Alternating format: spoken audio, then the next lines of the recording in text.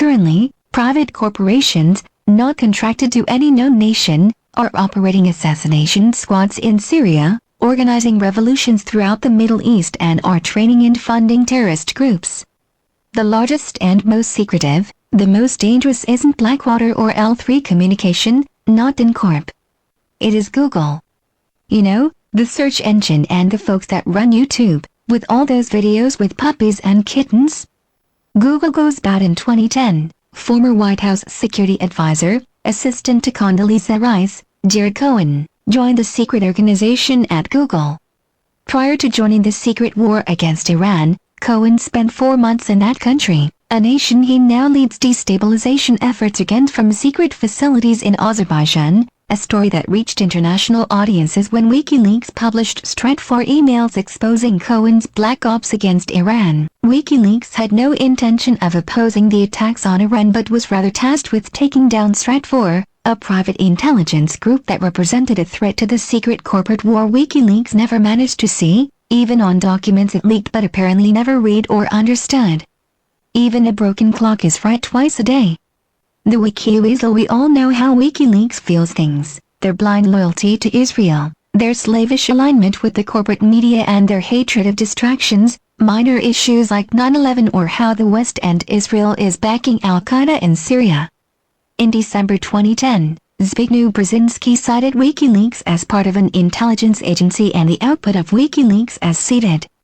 WikiLeaks is a psyop, or as Webster Tarpley would phrase it, a limited hangout, leading Google's globalist dirty tricks division from Wikipedia, an organization perhaps even more controlled, more flawed than WikiLeaks itself. Part of their bio on Cohen, an Israeli citizen, former top U.S. counterintelligence expert and now, supposedly, employed by innocent Google. Jared Cohen, born November 24, 1981, is the director of Google Ideas and an adjunct senior fellow at the Council on Foreign Relations. Previously, he served as a member of the Secretary of State's policy planning staff and as an advisor to Condoleezza Rice and later Hillary Clinton. Initially brought in by Condoleezza Rice as a member of the policy planning staff, he was one of the few staffers that stayed under Hillary Clinton. In this capacity, he focused on counterterrorism, counter-radicalization, Middle East, South Asia, internet freedom, and fostering opposition in repressive countries. According to the New York Times Magazine, Cohen was one of the principal architects of what became known as 21st century statecraft. In 2013, Cohen was named by Time magazine as one of its 100 most influential people. We will cover how Stratfor exposed Cohen's operations, which now spread across the Middle East and into Africa, but more background on Google, the secret threat more powerful, better funded and more dangerous than the NSA could ever be. At one point, even Julian Assange cited Cohen and his work as banal, and accusing Cohen of failing to understand the titanic centralizing evil they are constructing. Yet, no one has ever heard of Jared Cohen, not of his months in Iran or his operations and his Google safe houses, not just in Azerbaijan, managing black ops in Iran but his black sites in Turkey, and their relation to chemical weapons used by jihadists working against the Syrian government, working for Google. Is Google the real Homeland Security? Last week, news organizations in the U.S. reported an interesting story. An American family, totally unconnected to the Middle East or extremist politics, had been using Google to search the internet. The wife was looking for a pressure cooker for canning vegetables. The husband was planning an outdoor vacation and was looking for a backpack. 6 Homeland Security commandos showed up at their door, not sent there by the NSA but by Google. Who is Google?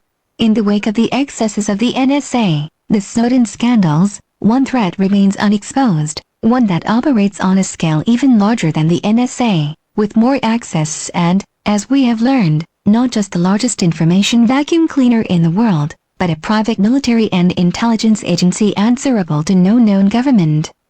When you search the internet, you profile yourself, not just for targeted advertisements, but, as we see above, for surveillance, for the lists, perhaps enemies of the state, based on your purchases, your interests or your reading habits. Google tracks it, Google analyzes it, and Google sends the goons to your door. Who needs a government police state? Who needs the NSA? Who is Google? On July 25, 2013, YouTube, a division of Google, at the request of the Anti-Defamation League, a key component of IPAC, Israel's bribery, blackmail and espionage operation against the United States, shut down Press TV's video access to the Internet. Does the ADL and IPAC control Google, or is it the other way around? What if Google decides on a regime change in Tel Aviv? Who is Google? Busted, Google Black Ops in Iran. In 2012, WikiLeaks published emails from the private intelligence group, Stratfor, outlining Google's role as a contractor for the CIA. A February 2011 email from Stratfor Scott Stewart published by Julian Assange reads as follows: Google is getting White House and State Department support and AMP air cover. In reality, they are doing things the CIA cannot do. But, I agree with you. He's, Jared Cohen, going to get himself kidnapped or killed. Might be the best thing to happen to expose Google's covert role in foaming uprisings, to be blunt. The US Gov can then disavow knowledge and Google is left holding the expletive deleted bag. Cohen might end up having an accident if he is not careful. This is not child's play. Months ago, CIA sources confirmed Google's role as a contractor, gathering intelligence against Iran. However, current sources indicate that the CIA isn't their only client and that intelligence gathering isn't all they do. Google is also totally operational, inside Iran, inside Syria, inside Iraq, inside Egypt, inside Afghanistan, inside Pakistan, inside Libya, not tracking internet shopping, but boots on the ground. Does this mean weapons, car bombs, sarin gas? This is exactly what we are being told. Google Idea Groups. The email below is now being stolen for the fourth time. The email itself is from Jared Cohen of Google Idea Groups. WikiLeaks hacked the email from Stratfor. How Stratfor got it, we can't guess. The email itself is a Google internal document, one we sourced through WikiLeaks. What does it outline? Does it plan killings of Iranian scientists or terror bombings?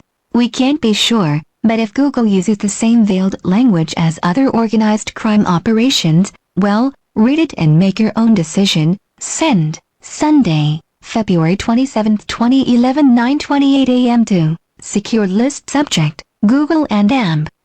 Iran internal use only. PLS do not forward. PLS do not forward. Sole source extracted from an internal email to a senior Google executive. The MSG is from Jared Cohen, the former policy appointee at State, and discusses Cohen's plans on mating with Iranians, note, anti-government insurgents. I wanted to follow up and get a sense of your latest thinking on the proposed March trip to UAE, Azerbaijan, and Turkey. The purpose of this trip is to exclusively engage the Iranian community to better understand the challenges faced by Iranians as part of one of our Google Ideas groups on repressive societies. Here is what we are thinking. Drive to Azerbaijan-Iranian border and engage the Iranian communities closer to the border. This is important because we need the Azeri-Iranian perspective. Google, beyond borders, beyond the law. Analysts tell us that Google is the operational intelligence and strategic planning agency for the New World Order. How can a small operation, barely $50 billion in revenue a year, broad access to the personal data of almost everyone on Earth, directly align the world power centers? How could they do all of this? Better yet, how could they do it unseen, even by their own stockholders? Sometimes we forget. Millions of drivers carry phones that report vehicle locations, even speed, voluntarily, to help Google run their navigation service. Google Earth had photographs of almost every building on Earth, every intersection, every school, and even sells military-grade satellite service, in real time, to clients who have more than a minor curiosity about those around them. Google reads much of the world's email. Google not only monitors internet searches, they provide the results, steering people to products and ideas they favor and censoring the rest. For a small fee, Google will smear anyone on Earth, guiding internet searches to fee-paid sites on obscure and secretive servers to spread wild conspiracies, bizarre accusations and defamation. Google runs YouTube, a site of vast power that has done more to mislead and censor than any other website on the internet, with the exception of Google's other sites, in particular, Google News. Now, even the CIA is distancing themselves from Google's global operations, now believed closely aligned with a group known to many as Al-Qaeda. Is anyone really surprised? This article by Gordon Duff for Press TV. Gordon Duff is a Marine Vietnam veteran, a combat infantryman, and senior editor at Veterans Today. His career has included extensive experience in international banking along with such diverse areas as consulting on counterinsurgency, defense technologies or acting as diplomatic representative for UN humanitarian and economic development efforts. Gordon Duff has traveled to over 80 nations. His articles are published around the world and translated into a number of languages. He is regularly on TV and radio, a popular and sometimes controversial guest. Please help to circulate this information far and wide and awaken our brothers and sisters.